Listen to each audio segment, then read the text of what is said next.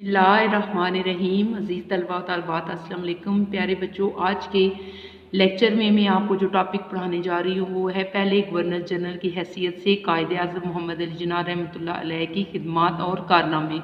प्यारे बच्चों, ये टॉपिक पढ़ने के लिए आप अपनी किताब के सफ़ा नंबर 34 पर यानी पेज नंबर 34 पर आ जाएँ। अब हम इस जो ये टॉपिक पढ़ रहे हैं इसकी हेडिंग बनाकर इसको हम पढ़ेंगे। पहला है 14 अगस्त 1947 को कायद-ए-आज़म ने गवर्नर जनरल की हैसियत से हलफ उठाया। लियाकत अली खान पाकिस्तान के वज़ीर-ए-आज़म मुकर्रर हुए। यानी पहले गवर्नर जनरल कायद-ए-आज़म मोहम्मद अली जिन्ना थे और पहले वज़ीर-ए-आज़म लियाकत अली खान थे पाकिस्तान के। नौज़ायदा ममलिकत का दस्तूरी ढांचा तैयार नहीं था। नौज़ायदा ममलिकत यानी जो अभी नई नई तश्कील दी गई थी, यानी पाकिस्तान जो नया बनाया गया था, इसका कोई कानून अभी तक तैयार नहीं था, कानूनी ढांचा तैयार नहीं था। 1935 के एक्ट में मुनासिब तब्दीलियाँ करके मुल्क का निज़ाम इसके तहत चलाया गया। यानी अभी 1935 का जो कानून था उसमें कोई मुनासिब रद्द-ओ-बदल करके वही चलाया जा रहा था, बाकायदा इसका दस्तूरी ढांचा तैयार नहीं हुआ था।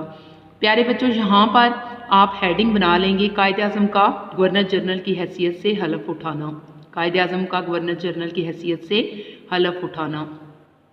अब आप पेज नंबर 35 पर आ जाएँ। पहले जो पॉइंट था उसका बकिया हिस्सा हम पढ़ते हैं। कायद-ए-आज़म मोहम्मद अली जिन्ना 13 माह गवर्नर जनरल की हैसियत से ज़िंदा रहे।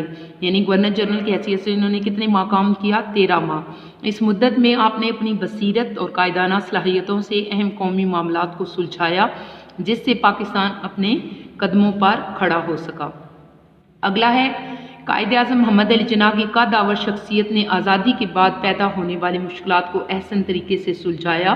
हिंदुओं ने पाकिस्तान के लिए हर तरह से मुश्किलात पैदा करने की कोशिश की, जिनमें असासा जात की गैर मुसावी तकसीम, यानी जितना भी असासा जात था उसको उन्होंने सही तरीके से तकसीम नहीं किया था। मुहाजिरीन की आबादकारी का मसला और इनके साथ नारवा यानी बुरा सलूक, इसके अलावा इंतज़ामी रिकॉर्ड की बर वक्त नकलो हमल शामिल थी। यहाँ पर प्यारे बच्चों आप हेडिंग बना लें, आज़ादी के बाद पैदा होने वाली मुश्किलात। प्यारे बच्चों, जब पाकिस्तान आज़ाद हुआ तो उस वक्त हिंदुओं ने और अंग्रेज़ों ने मिलकर एक कटा फटा मुल्क जो है कायद-ए-आज़म के हवाले किया था, और उन्हें ये था कि अगर हम इस तरह का मुल्क इनको देंगे तो कुछ अरसे बाद ये खुद ही दोबारा हिंदुस्तान की झोली में आ गिरेंगे। लेकिन ऐसा ना हुआ, बल्कि कायद-ए-आज़म ने अपनी बसीरत और कायदाना सलाहियतों से इन मामलात को बहुत अच्छे तरीके से सुलझाया और पाकिस्तान को अपने कदमों पर खड़ा किया। अगला है कायद-ए-आज़म ने हालात की नज़ाकत को भांपते हुए फौरी तौर पर कराची को पाकिस्तान का दारुल हुकूमत बनाया। यहाँ पर आप कर लें कराची पाकिस्तान का दारुल हुकूमत, हेडिंग इसी बना लें कराची पाकिस्तान का दारुल हुकूमत। अगला है पाकिस्तान का सेक्रेटेरिएट बनाया और सरकारी मुलाजमीन को मुकम्मल दयानतदारी और ईमानदारी से काम करने की तलकीन की। सेक्रेटेरिएट यानी यहाँ पर पाकिस्तान के दफातर का जो रिकॉर्ड मौजूद था, और वहाँ पर उन्होंने सरकारी मुलाजमीन को ये तंबीह की थी कि आपने ईमानदारी और दयानतदारी से काम करना है। तो यहाँ पर आप हेडिंग बना लें सरकारी मुलाजमीन को मुकम्मल दयानतदारी और ईमानदारी से काम करने की तलकीन। अगला है आपने हिंदुस्तान से अफसरान की मुंतकली के लिए ख़ास गाड़ियाँ चलवाई। यहाँ पर आप हेडिंग बना लें अफसरान की मुंतकली,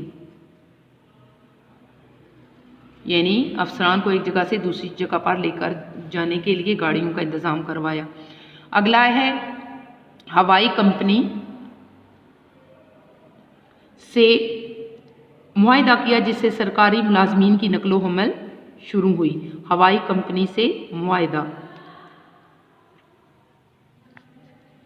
अगला है इंतज़ामी ढांचे की बेहतरी के लिए चौधरी मोहम्मद अली की सरकर्दगी में कमेटी बनाई, रहनुमाई में इंतज़ामी ढांचे की बेहतरी, हेडिंग बना लें। अगला है आपने सिविल सर्विसेज का इजरा किया और सिविल सर्विस एकेडमी बनाई, सिविल सर्विस एकेडमी। अगला है आपने अकाउंट्स और फॉरेन सर्विस का आगाज़ किया, अकाउंट्स और फॉरेन सर्विस। अगला पॉइंट है बहरी और बरी अफवाज को बेहतर हालात में लाने के लिए हेड क्वार्टर बनाए गए। बहरी जो समंदर में होती है यानी नेवी, बरी आर्मी जो फौज है, बहरी और बरी फौज के हालात की बेहतरी, यहाँ पर आप हेडिंग बना लें। अगला है असलहा फैक्ट्री का क़याम भी आपके दौर में हुआ। असलहा फैक्ट्री का क़याम, यहाँ पर ये बनाएं।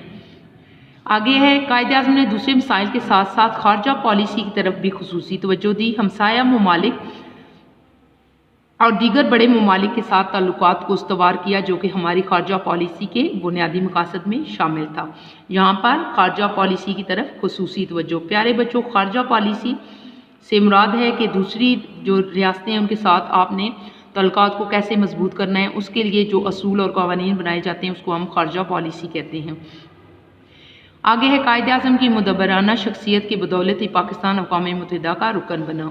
पाकिस्तान अक़वाम मुत्तहिदा का रुकन, यहाँ पर ये हेडिंग आप बना लें। अगला है क़याम पाकिस्तान के वक्त जहाँ बेशुमार मसाइल थे वहाँ तालीम के मैदान में भी कामयाबी हासिल करना ज़रूरी था। कायद-ए-आज़म ने इस मसले की तरफ ख़ास तवज्जो दी। आपने 1947 में पहली तालीमी कॉन्फ्रेंस मुनक्कद कराई। आपकी नज़र में तालीम का मकसद अखलाकियात की तश्कील था। आपकी ख्वाहिश थी कि पाकिस्तान का हर शहरी कौम की बेलौस खिदमत करे। आपने नौजवानों के लिए साइंस और टेक्नोलॉजी की तालीम को लाजमी करार दिया। यहाँ पर आप हेडिंग बना लें। 1947 में पहली तालीमी कॉन्फ्रेंस का इनेकाद भी कर सकते हैं। 1947 में पहली तालीमी कॉन्फ्रेंस का इनेकाद।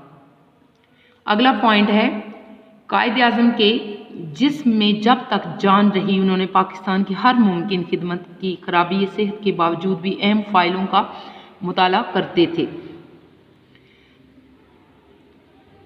खराबी सेहत के बावजूद पाकिस्तान की खिदमत, यहाँ पर आप कर लें खराबी सेहत के बावजूद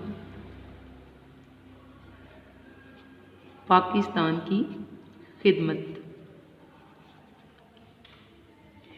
अगला है अगरचे कायद-ए-आज़म को बीमारी ने बहुत कमज़ोर कर दिया था, इसके बावजूद आपके हौसले पस्त ना हुए थे। मर्ज को फ़राइज़ के आड़े ना आने दिया। अगर हम ये कहें कि कायद-ए-आज़म ने अपने खून से पाकिस्तान की आबियारी की तो ये बेजा ना होगा। यहाँ पर आप हेडिंग कर लें, मर्ज को फ़राइज़ के आड़े ना आने दिया। मर्ज को फ़राइज़ के आड़े ना आने दिया। प्यारे बच्चों, आज का जो टॉपिक मैंने आपको पढ़ाया है इसके तकरीबन मैंने 16 पॉइंट बनाए हैं और हेडिंग्स आपने इनकी देखकर इसको याद करना है बहुत अच्छे तरीके से। बहुत अहम क्वेश्चन है ये। अगले लेक्चर तक के लिए अल्लाह हाफिज़।